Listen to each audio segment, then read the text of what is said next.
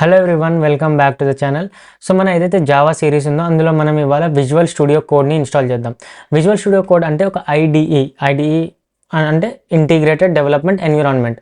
So ఇప్పుడు మనం ఏదైతే కోడ్ రాస్తామో అది ఒక సాఫ్ట్వేర్లో రాయాలి కదా, సాఫ్ట్వేర్లో రాసి రన్ చేస్తేనే మనకు అవుట్పుట్ వస్తుంది. సో ఆ సాఫ్ట్వేరే విజువల్ స్టూడియో కోడ్. సో ఈ విజువల్ స్టూడియో కోడ్లో మనం జావాని కోడ్ చేసి రన్ చేయాలి అంటే మనకు 2 థింగ్స్ కావాలి. First thing visual studio code కావాలి మన ల్యాప్టాప్లో. సెకండ్ థింగ్ ఏంటంటే జావా కంపైలర్ కావాలి. ఇప్పుడు జావా కంపైలర్ ఎందుకు అంటే మనం ఫ్యూచర్ వీడియోస్లో కూడా మాట్లాడదాం దీని గురించి. కానీ కొంచెం బేసిక్గా చెప్పాలంటే ఇప్పుడు మనం జావాలో కోడ్ రాస్తాము, కానీ మన మెషిన్కి జావా కోడ్ అనేది డైరెక్ట్గా అర్థం కాదు.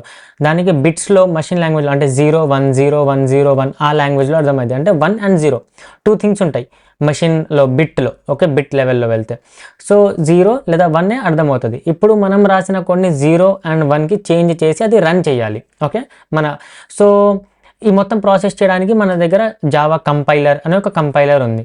ఓకే, సో ఆ కంపైలర్ని కూడా మనం డౌన్లోడ్ చేయాలి. సో ఇప్పుడు ఈ వీడియోలో మనం ఏం చేస్తున్నాం అంటే విజువల్ స్టూడియో కోడ్ని డౌన్లోడ్ చేస్తున్నాం, ఇన్స్టాల్ చేస్తున్నాం. అండ్ ఏదైతే నేను జావా కావాలని చెప్పానో ఆ జావాని కూడా మనం ఎలా డౌన్లోడ్ చేయాలో చూద్దాం.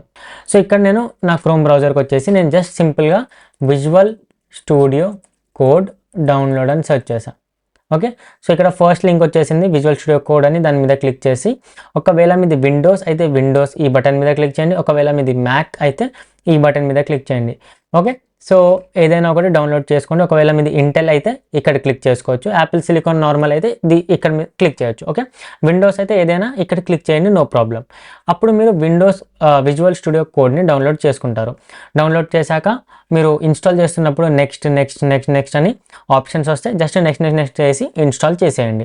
ఏమైనా డౌట్ ఉంటే యూట్యూబ్లో వెళ్ళి how to install visual studio code అని సెర్చ్ చేసినా మీకు దొరుకుతుంది. ఓకే, ఫస్ట్ థింగ్ అయిపోయింది.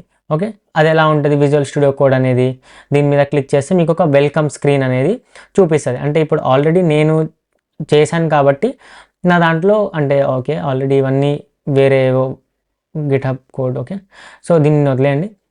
మీకు ఇలా ఫైల్స్ ఏమి ఉండవు, ఇలాంటి ఒక వెల్కమ్ స్క్రీన్ వచ్చేస్తుంది మీ దగ్గరికి. ఓకే, ఇప్పుడు మీరు నెక్స్ట్ ఏం చేయాలి, విజువల్ స్టూడియో కోడ్ వచ్చేసింది మీ దగ్గర, ఇప్పుడు జావా కావాలి. సో ఈ బాక్సెస్ మీద క్లిక్ చేయండి. కొంచెం కలర్ డిఫరెంట్ ఉండొచ్చు ఎందుకంటే నేను వేరే ఏవేవో డౌన్లోడ్ చేశాను. ఓకే, సో మీరు ఇక్కడ ఈ బాక్సెస్ మీద ఎక్స్టెన్షన్స్ మీద క్లిక్ చేయండి అండ్ ఇక్కడ జావా అని సెర్చ్ చేయండి.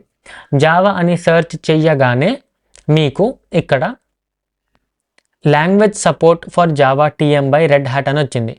ఇది మీరు ఇక్కడ ఇన్స్టాల్ అనే ఒక బటన్ ఉంటుంది, ఇన్స్టాల్ చేయాలి. అండ్ ఇది ఏం చేస్తుంది, మీకు జావాని రన్ చేయడానికి కొంచెం క్యాపబిలిటీ ఏదైతే కావాలంటే VS కోడ్లో ఆటోమేటిక్గా లేదు. అది మీరేం చేయాలి, ఒక ఎక్స్టెన్షన్ డౌన్లోడ్ చేసుకోవాలి, జావా ఎక్స్టెన్షన్. సో ఇప్పుడు మీరు ఏం చేశారు, జావాది ఒక ఎక్స్టెన్షన్ అనేది డౌన్లోడ్ చేసుకున్నారు, అంతే. ఓకే, దీని తర్వాత మీరు ఇక్కడ ఏమైనా ఎస్ అనే ఒక బటన్ ఏమైనా వస్తే ఎస్ అని క్లిక్ చేయండి. దాని తర్వాత మీకు ఈ జావా ఏదైతే ఉందో అది ఇన్స్టాల్ అయిపోతుంది. దాని తర్వాత మీరేం చేయాలంటే ఒక కొత్త ఫోల్డర్ క్రియేట్ చేసుకోండి, లైక్ జావా DSA ట్యుటోరియల్స్ అని. అలా ఇప్పుడు నేను ఏదైతే చెప్తున్నానో మొత్తం ఈ ఫోల్డర్లో పెట్టుకోండి. ఓకే, ఈ ఫోల్డర్లో ఓపెన్ చేసి ఇక్కడ ఒక ఫోల్డర్ చేసుకోండి. నేను చెప్తాను ఏ ఫోల్డర్ చేయాలి ఎలా అని, అంటే మీ ఇష్టం ఫోల్డర్ చేస్తారా లేదా అనేది. కానీ మంచిగా ఒక్కొక్క ఫోల్డర్లో ఒక్కొక్క కాన్సెప్ట్ ఉండేటట్టు ప్లాన్ చేస్తే ఏంటంటే తర్వాత తెలుసుకోవాలన్నా నేర్చుకోవాలన్నా మళ్ళీ ఒకసారి కోడ్ చూడాలన్నా మనం చూడొచ్చు. ఇప్పుడు చాలా వేరియబుల్స్ అండ్ డేటా టైప్స్ గురించి మాట్లాడతాం, మనం ఆపరేటర్స్ గురించి మాట్లాడతాం, కండిషనల్ స్టేట్మెంట్స్ గురించి మాట్లాడతాం. సో ఒకటే వీడియోలో నేను మొత్తం కండిషనల్ స్టేట్మెంట్స్ చెప్పను, ఒక 10 వీడియోస్లో చెప్తా. సో ఆ 10 వీడియోస్లో రాసే కోడ్ మనం ఏం చేస్తాం, ఒక ఫోల్డర్ చేసి కండిషనల్ స్టేట్మెంట్స్ అని అందులో మల్టిపుల్ ఫైల్స్ చేసి అందులో వేరే ఫైల్లో వేరే కోడ్ రాస్తాము. ఓకే, సో దట్ మీరు ఎప్పుడు మళ్ళీ వెళ్ళి చూసుకోవాలన్నా కానీ మీ దగ్గర క్లియర్గా అన్ని థింగ్స్ ఉంటాయి. సో ఇలాంటి ఒక ఫోల్డర్ చేసుకోండి. నేను లాస్ట్ టైం కూడా ఇలా జావా అనేది చేసుకున్నా. ఓకే, సో మీరంతా డౌన్లోడ్ చేశారు. ఇందులో ఏమైనా ప్రాబ్లం వస్తే మీరు నాకు కామెంట్ చేసి అడగచ్చు.